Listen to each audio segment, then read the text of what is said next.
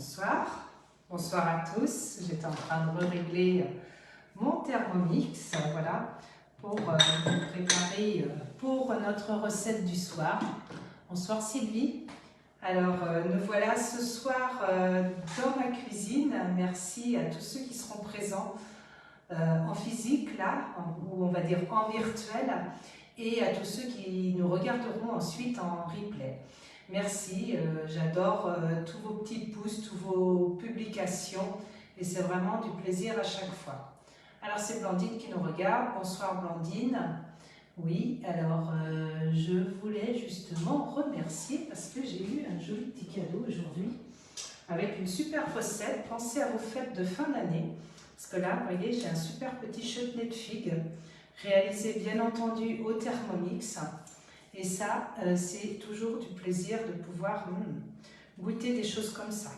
Donc, comment le conserver jusqu'à Noël? Si vous ne voulez pas le manger, il n'y a pas de souci, vous pouvez le congeler.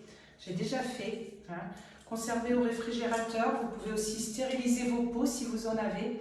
Mais profitez-en. En tout cas, un grand merci. Je suis toujours gâtée par bon nombre de surprises et de petits cadeaux des uns et des autres, d'une façon ou d'une autre. Un petit mot, un petit geste, un coucou, enfin c'est formidable. Bon, enfin, revenons à notre Thermomix. Bonsoir Joël. Donc, revenons à notre Thermomix parce que ce soir, nous allons réaliser une recette que j'ai réalisée chez Élise cette semaine et je l'ai trouvée extraordinaire et c'est ce qui m'a donné envie de vous la faire, tout simplement. Il n'y a pas d'autre raison parce que franchement, c'est une recette que j'ai trouvée ultra simple, ultra rapide à faire et je voulais donc vous en faire profiter. Cette recette, elle est en pas à pas parce qu'elle fait partie d'une collection sur Cookie Dough qui s'appelle le découpe minute. Donc on va réaliser ce soir une galette de ratatouille. Donc cette galette, c'est son nom, hein, c'est une tarte qui fait un petit peu à l'ancienne.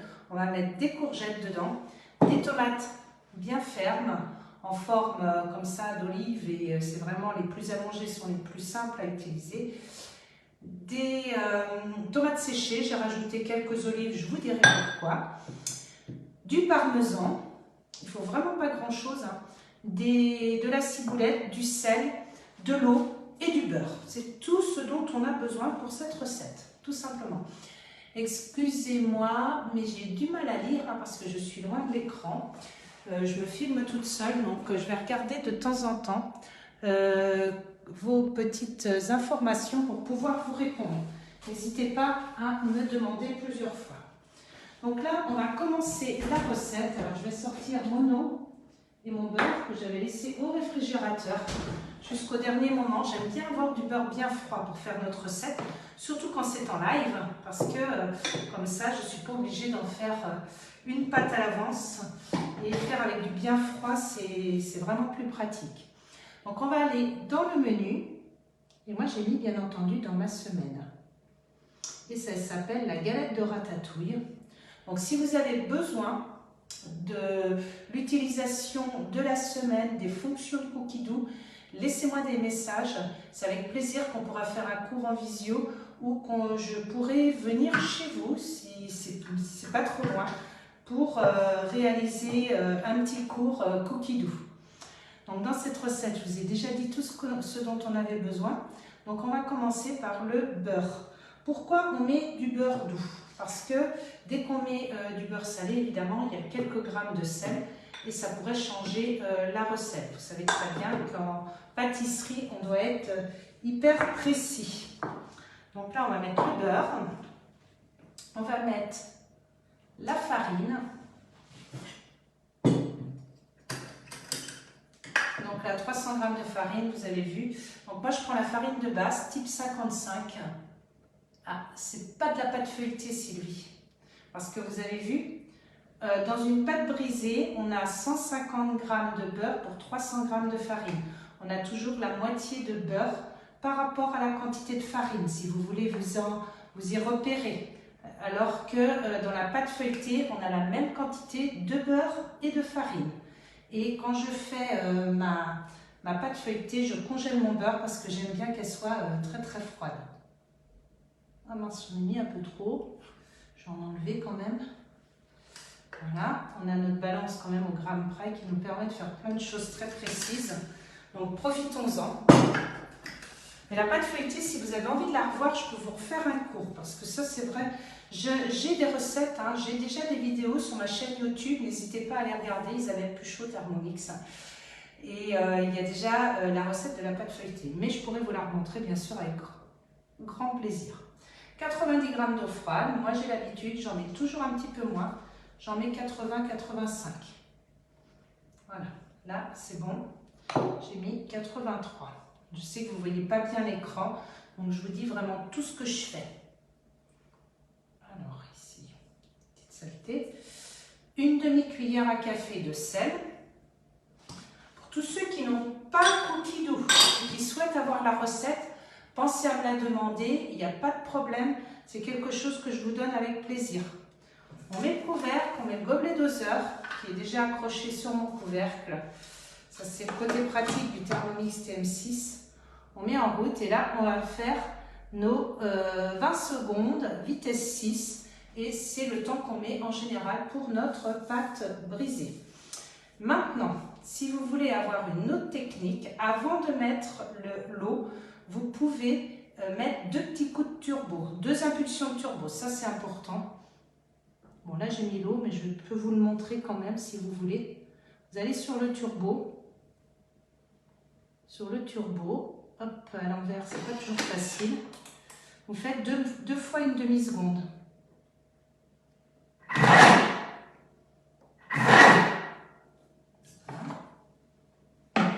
Les morceaux de beurre sont gros. Je vais refaire une seconde. Voilà.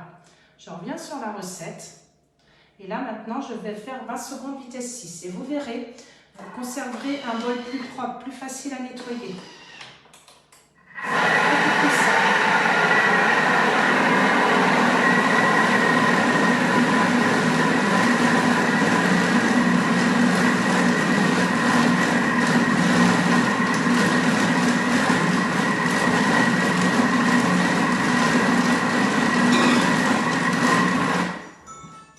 Ça y est, notre pâte est réalisée en 20 secondes. Eh oui, la façon TM31. Et dans le TM31, on pourrait même rajouter une astuce. Dans le TM31, vous avez aussi la fonction pétrin après. Vous pouviez pétrir votre pâte. Et ça, c'était vraiment une très bonne façon de réaliser vos pâtes. Voilà, vous voyez, je vais vous montrer. On se retrouve avec un bol beaucoup moins sale qu'avec la fonction juste grâce au TS6. Je retourne mon bol, je tourne ici l'axe des couteaux et je fais tomber la pâte. Il en reste vraiment très peu. Vous voyez, ce qui reste, c'est ce qu'il y a sur le bord, mais j'ai plus rien sous mes couteaux. Pensez à la fonction nettoyage dans le Thermomix. Hein? Vous avez une fonction nettoyage qui vous permet vraiment d'obtenir un bol extra propre. Bon, là, il y en a un petit bout ici. C'est pas très grave. Je vais reformer ma pâte. Un peu d'eau, je nettoierai tout à l'heure.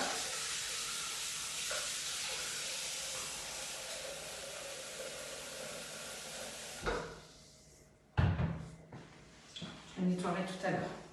Donc, je vais reformer ma pâte pour la mettre un petit peu au froid le temps qu'on fait nos légumes. Comme ça. Notre pâte va refroidir un peu. Normalement, c'est 20 minutes. Vous pouvez la filmer aussi.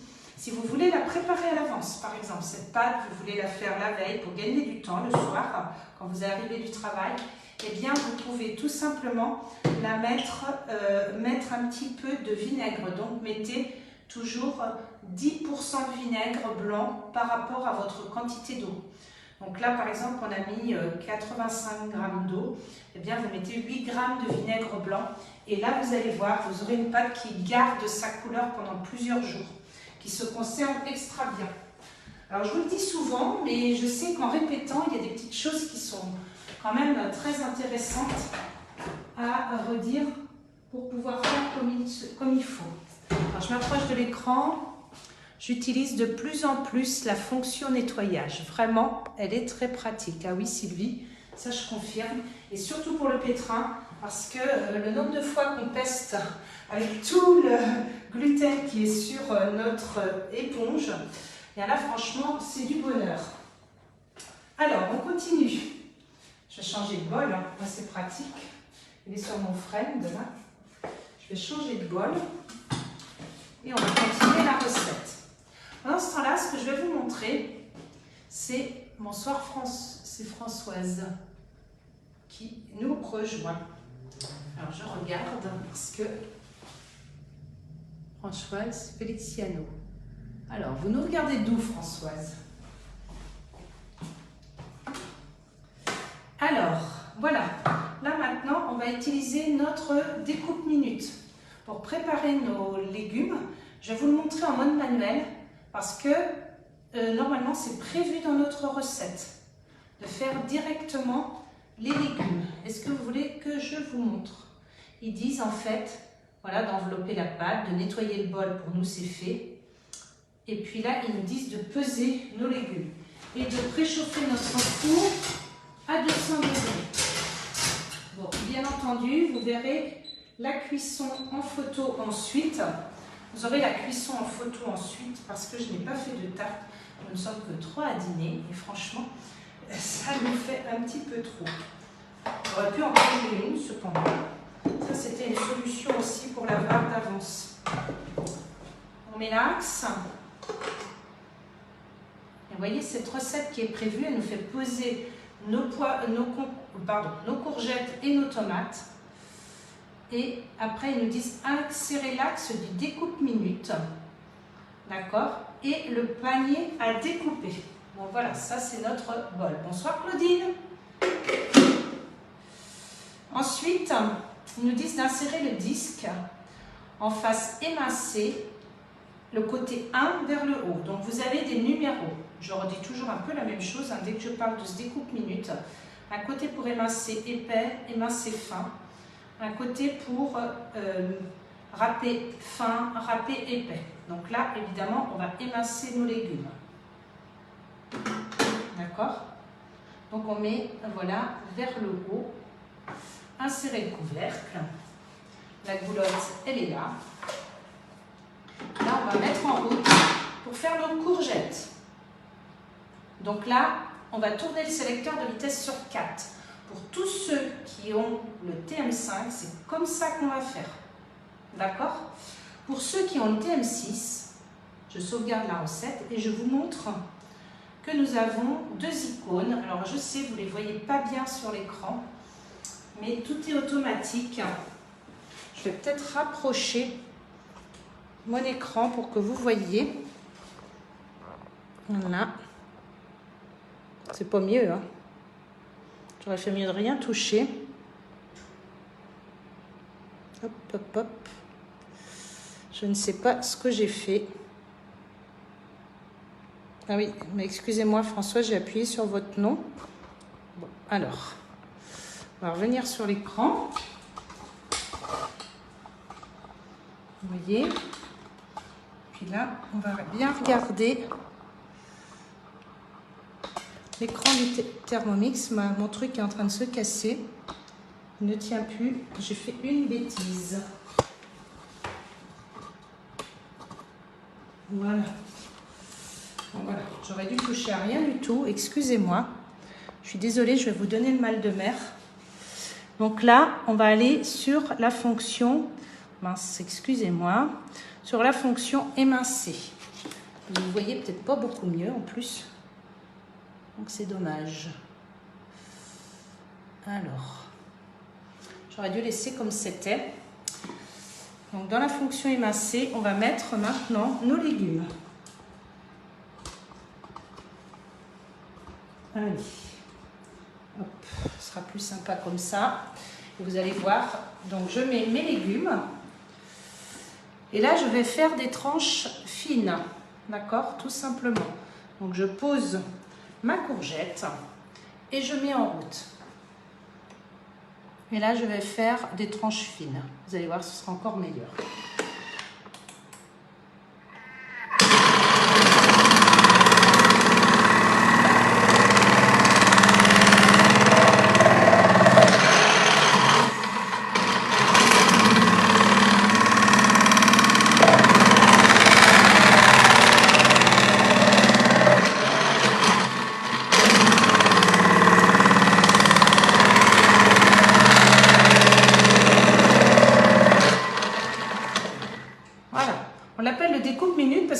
d'une minute, il s'éteint tout seul. Il s'arrête tout seul. Là, on a fait nos 3 courgettes en moins d'une minute. Et là, je vais vous montrer le résultat. Voilà ce qu'on obtient. Des courgettes hyper bien mixées. Donc là, je vais tout mettre dans mon saladier. Hop.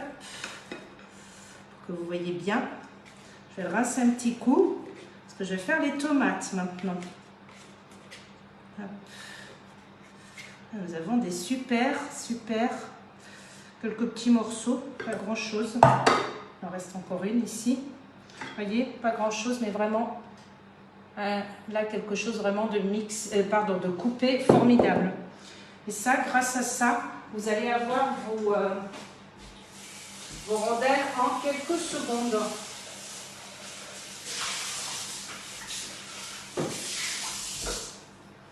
Donc, comme je vous ai déjà dit, vous pouvez les mixer en très peu de temps. Et vous pouvez un petit peu, comment dire, c'est pas mixer, là c'est émincer, vraiment du très rapide. On va faire pareil avec les tomates. Et là pour les tomates, ce qu'on va faire, on va faire avec des tranches plus épaisses. Voilà, je n'ai pas de découpe minute. Hein. Il y en a beaucoup qui l'attendent déjà, donc je ne vais pas en demander 2 pour l'instant. Et je vais vous remettre en écran plus loin. Ce sera plus agréable pour vous et pour moi. Hop. J'espère que mon pied va tenir parce que j'ai fait un petit peu n'importe quoi en bougeant l'écran tout à l'heure. Pour que vous n'ayez pas une vision très simple de l'écran malgré tout.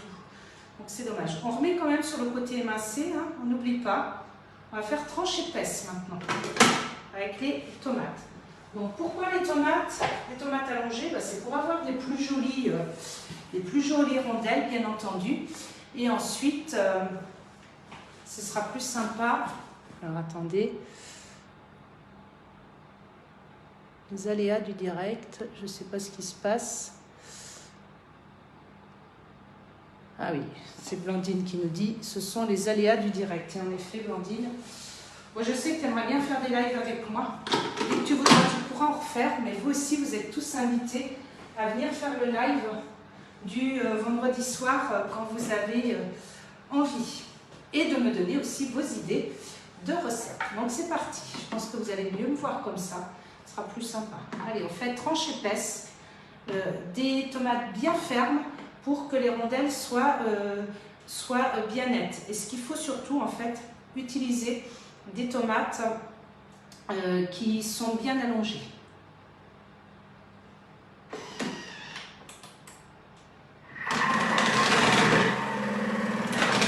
On n'appuie pas, hein, vous avez vu, je dirige seulement. C'est vraiment fait en 3 secondes. Hein.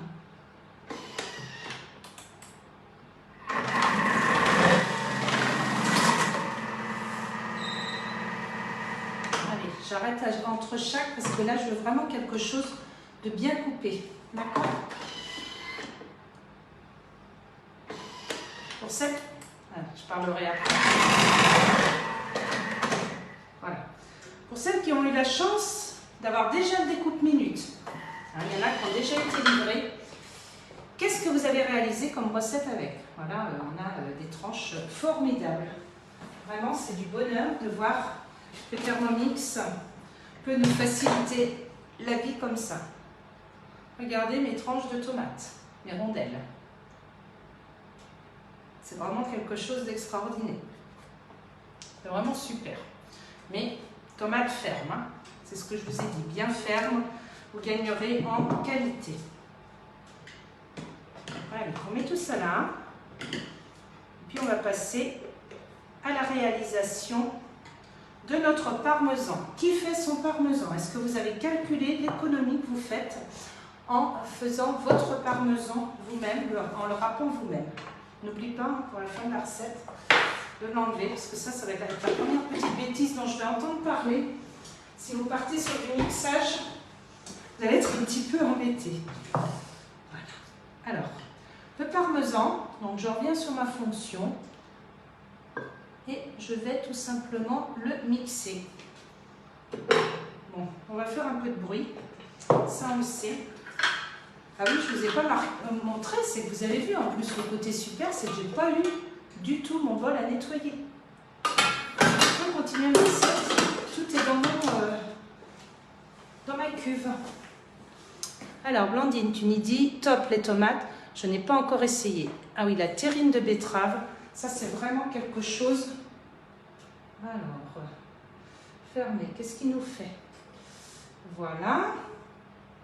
Donc on a fait nos courgettes, on a fait nos tomates et poser doucement, c'est ce qu'ils disent. On a préchauffé le four et là on va faire avant notre parmesan. Donc là on va faire 10 secondes, on va faire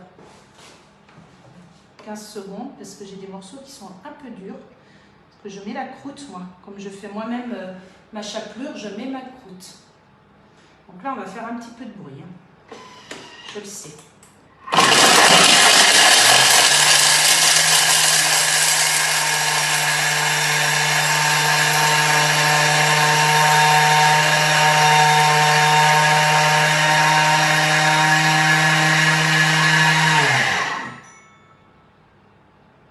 Voilà. Sylvie, je ne sais pas ce que vous dites, c'est vraiment compliqué. C'est moins cher, oui, ça c'est sûr, et plus qualitatif. Et vous voyez, c'est ce que je vous disais, je vais aussi laisser ma croûte. Je laisse vraiment tout, moi. Ça sent bon, hein, quand on a mixé. Vous avez vu le résultat? Là, j'ai mis 15 secondes. C'est tout. 15 secondes. J'ai mis un petit peu plus qu'il disait 60 grammes de parmesan. Moi, j'en ai fait 90 grammes. Donc voilà, ça c'est le côté gourmand de la famille. Donc là maintenant on va mettre les 190 g de tomates séchées. Et c'est ce que je vous disais, j'ai rajouté 30 g d'olive noire parce que je n'avais pas bien fait mon calcul. Et il faut prendre un pot de 250 g pour avoir 190 g de tomates séchées à l'huile. Je vais peut-être le laisser là, je vais peut-être en avoir besoin. Ensuite, on va mettre 30 g d'eau. Alors pour l'eau, moi j'aime bien mesurer avec mon gobelet.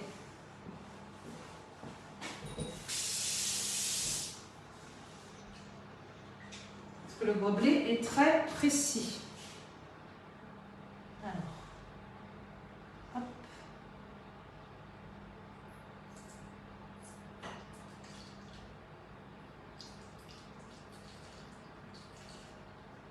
Voilà, 31 grammes, c'est pas grave. Ensuite, 10 g de ciboulette ciselée. Donc la ciboulette, là, ça y est, elle est prête.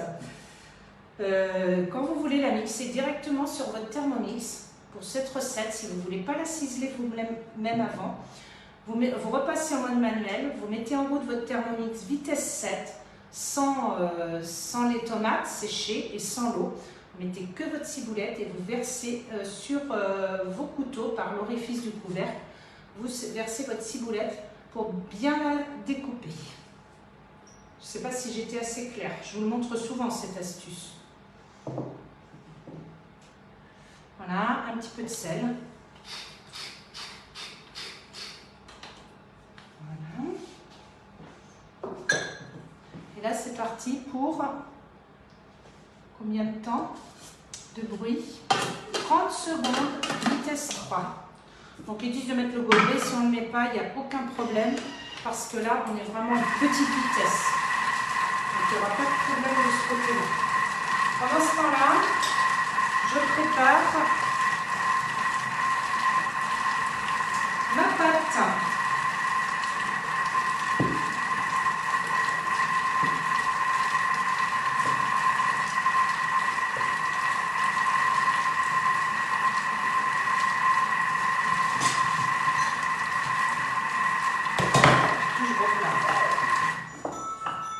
Vous avez vu des jolies, ça je vais enlever ma tablette, je parlerai de l'offre après,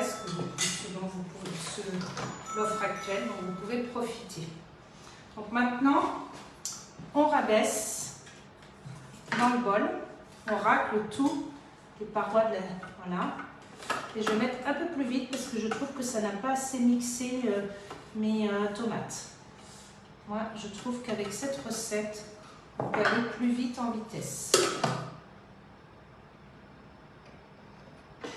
Donc, tout à fait possible, ça commence. Et après, on augmente.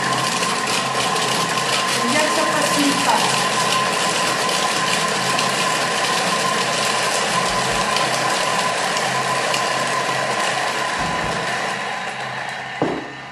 Qu'on arrive au bout. Donc ce qu'on fait, c'est qu'on rabaisse, on appuie, vous avez vu, pour arrêter, on peut appuyer.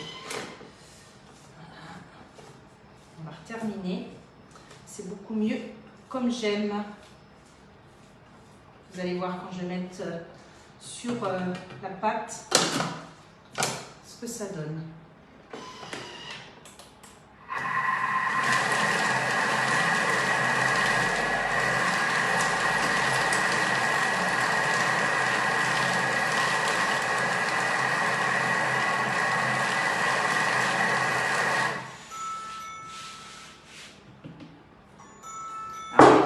Pâte maintenant.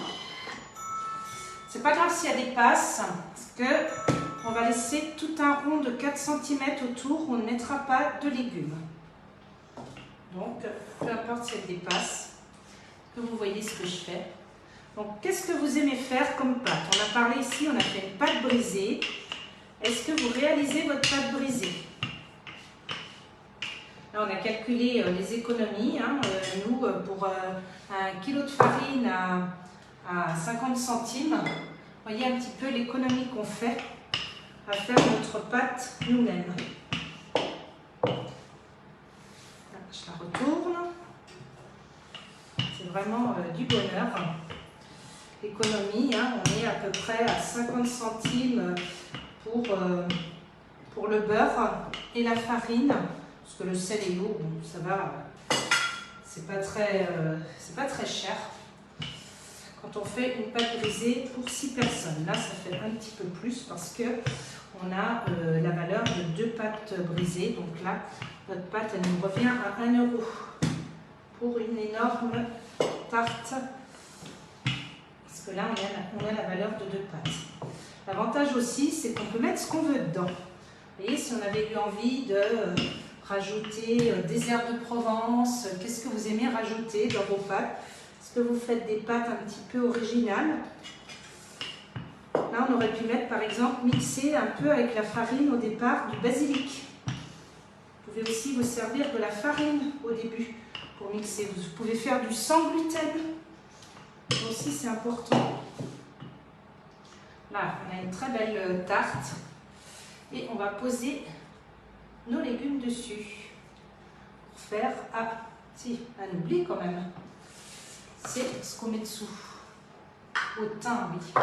Ça, c'est vrai que quand on met du thym, c'est excellent. Vous voyez la petite pâte qu'on a fait pour mettre dessus. Ici, on va la mettre dans le fond.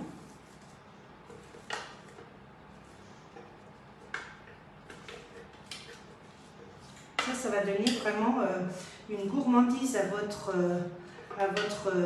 repas. Parce que c'est vrai qu'en soi, les courgettes, là on parle de courgettes qui sont crues. Donc c'est important qu'on redonne de la saveur à cette tarte. Cette galette. On lui dit chez Thermomix. Allez, on étale bien. Vous pouvez la mettre entre 2 couches de légumes aussi, si vous voulez une tarte très gourmande pour plus de personnes. C'est ce qu'on a fait chez Lise l'autre jour. On a mis les légumes dans le fond, la tartinade au-dessus, et puis on a rajouté des légumes. On va avoir une tarte encore plus gourmande et généreuse. Qu'est-ce que vous aimeriez mettre, vous, dans cette recette? Est-ce que vous avez des idées à nous partager?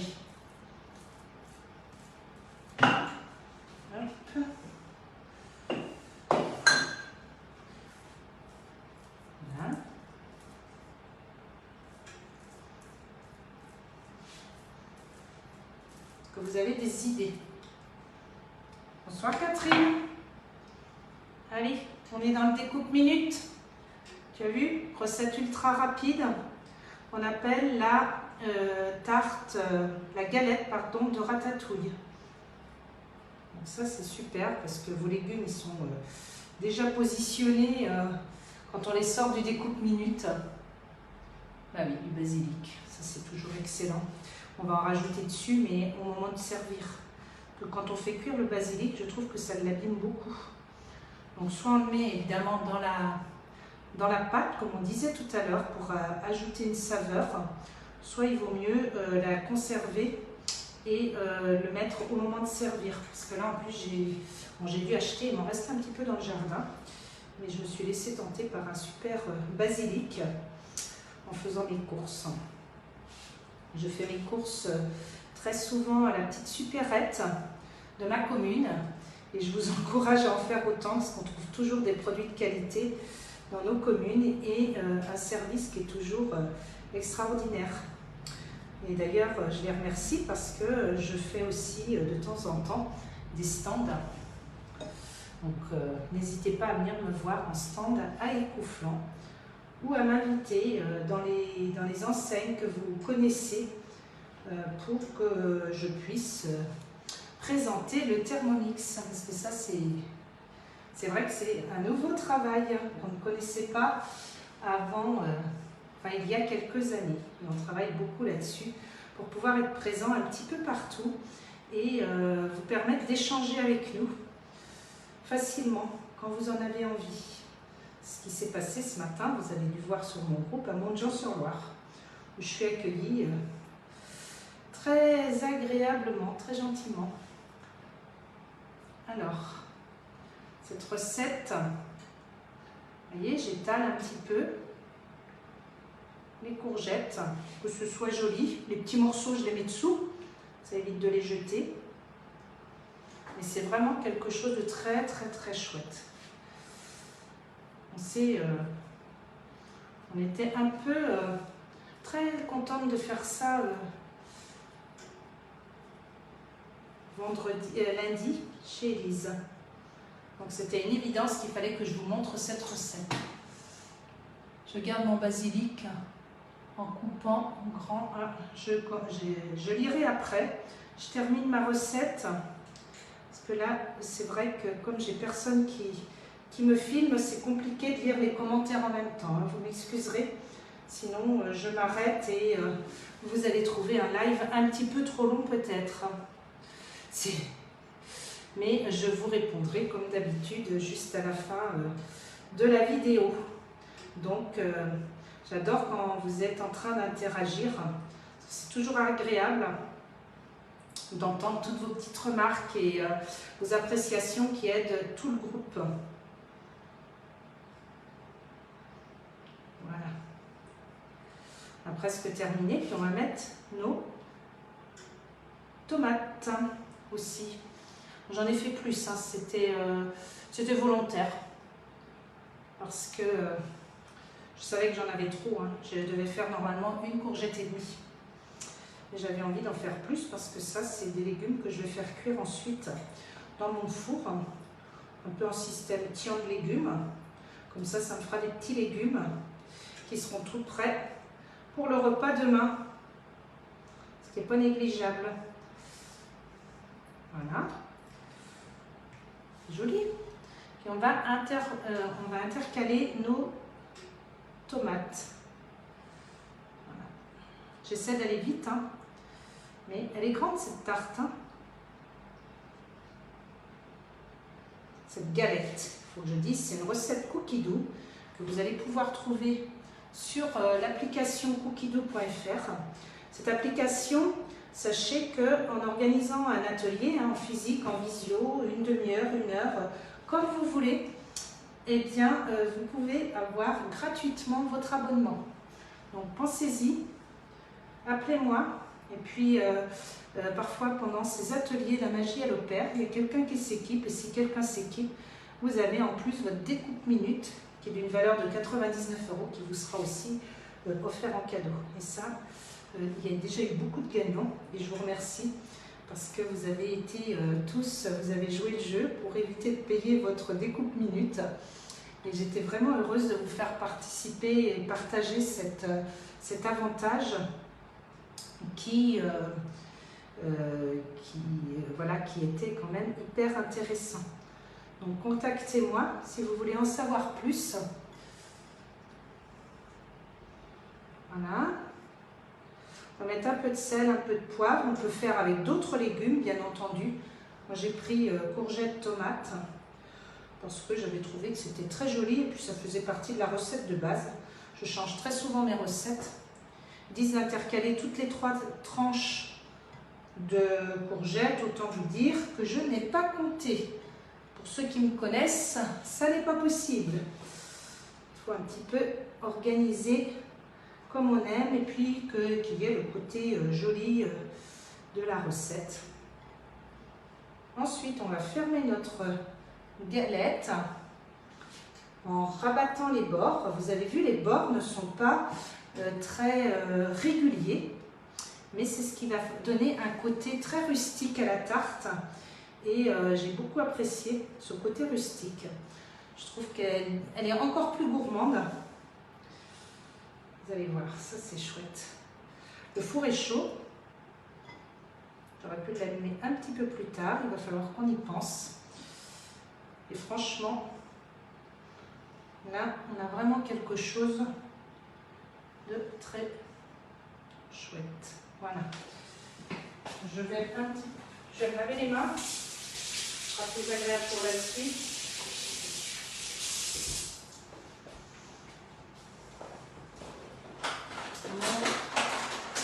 Pinceau que j'ai oublié de préparer. On est dans les temps, hein, vous avez vu. On arrive à respecter. Jessica, bonsoir Jessica, j'espère que tu vas bien. Et là, vous la froissez un peu le bord de votre tarte. D'accord? Froissez le bord de votre tarte, c'est pour ça que je vous disais que vous pouvez la faire plus large que votre plat. Parce que c'est ça qui va lui donner le côté rustique et très gourmand. Je ne sais pas si vous êtes comme moi, mais quand la pâte à tarte est bien cuite, qu'est-ce que c'est bon! Coucou! Alors, qu'est-ce qu'elle me dit, Jessica? J'entends pas. Coucou, lol, le téléphone change la voix. Oh mince! Oh, j'espère que c'est... vous arrivez à écouter et à entendre quand même correctement? J'espère que ça va. Oh, alors, ça c'est le problème. Hein. J'ai l'impression qu'on a de plus en plus de difficultés à avoir un réseau correct, avec plein de petits aléas comme ça. Voilà, j'ai oublié aussi, ce que j'aime mettre, c'est un petit peu de sel, un peu de poivre. Vous pouvez rajouter aussi des herbes aromatiques. Moi, je vais aller chercher du thym du jardin, j'ai oublié tout à l'heure. Je ferai ça avant de la mettre en cuisson. Voilà. Et puis, je vais la mettre sur ma grille. Voilà. En faisant bien attention à ce que je fais pour éviter les dégâts. Voilà. Bon, ça, j'adore les plaques de cuisson. On dore le bord. Bon, un œuf, pas toujours obligé d'en ouvrir un. Donc là, on va faire avec du lait, tout simplement, pour dorer. C'est vrai que quand on a les petites feuilles de basilic mixées avec la farine, c'est très joli la pâte autour. Bon, je sens qu'on va encore se régaler ce soir avec une bonne salade. On est dans une recette végétarienne. Je sais que Joël m'avait demandé une recette végétarienne. Et vous pouvez en trouver beaucoup. C'est vrai qu'on essaie là maintenant de manger un petit peu moins de viande à la maison. Donc je suis ravie de vous présenter des recettes végétariennes. Voilà. Le parmesan, on ne l'oublie pas.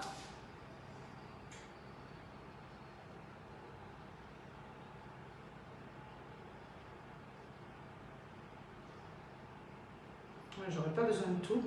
J'aurais pu le mettre un petit peu avant de fermer, mais j'aime bien parce que ça permet d'en avoir un petit peu sur le bord de la pâte. Et vous pouvez faire comme vous voulez, soit avant, soit après. Voilà. Et une fois que ce sera J'aurais dû vous la montrer avant, mais une fois que ce sera bien cuit, on va avoir quelque chose de formidable. On enfourne 20-25 minutes suivant votre four à 200 degrés. Voilà notre jolie tarte. J'aurais dû vous la montrer avant de mettre le parmesan, mais je suis sûre que vous voyez ce que ça va donner. Eh bien, je vous remercie encore de votre participation ce soir. N'hésitez pas à mettre des petits pouces, des petits likes. On est toujours encouragés quand on réalise nos recettes. Merci à vous toutes d'être aussi, à vous tous, pardon, d'être aussi présents sur ce groupe. Et puis, pressez-vous à me contacter si vous aussi, vous voulez gagner le découpe minute. Je vous souhaite à tous un bon week-end. Je vous dis à très bientôt en visio, en atelier visio 30 minutes. Ou alors tout simplement chez vous, parce que là c'est toujours le grand plaisir de retourner réaliser des recettes réelles pour vous. Bon week-end à tous, merci à toutes, à tous de votre présence et puis donnez vos idées pour la semaine prochaine. Au revoir.